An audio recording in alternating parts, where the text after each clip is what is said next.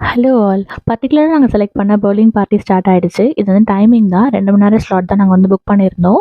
So 2 மணி நேரத்துக்கு பார்த்தீங்கன்னா, 1 மணி நேரம் வந்து விளையாடுவாங்க. 1 மணி நேரம் வந்து ஃபுட்டு, அப்புறம் வெளியில உள்ள அந்த ஆர்ச்சர்ட்லாம் அவங்க வந்து விளையாண்டுக்கலாம். ஸோ பவுலிங் பார்த்தீங்கன்னா, எங்களுக்கே ரொம்ப புடிச்சிருந்துச்சுங்க. ரொம்ப சூப்பர்பா இருந்துச்சு. நாங்க போய் விளையாடலான்னு பார்த்தா, எல்லாமே பசங்களா டீம் வேற பிரிச்சு விளையாண்டுட்டு இருந்தாங்களா, யாருமே கொடுக்க மாட்டேன்ட்டாங்க. எங்களோட கேம் நாங்க விளையாடணும், நாங்க வின் பண்ணணும் அப்படின்னு ஒரு போட்டியில தான் விளையாண்டுட்டு இருந்தாங்க.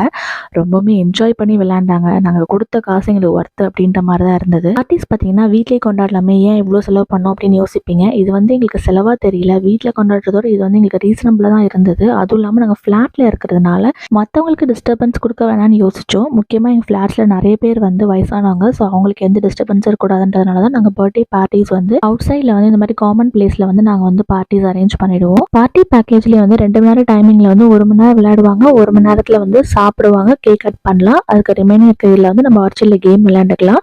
எல்லாருமே ரொம்ப என்ஜாய் பண்ணியிருந்தாங்க. ஃபுல் வீடியோ வேணும்னா நான் கீழே லிங்க் கொடுக்குறேன், பாருங்கள். பாய்.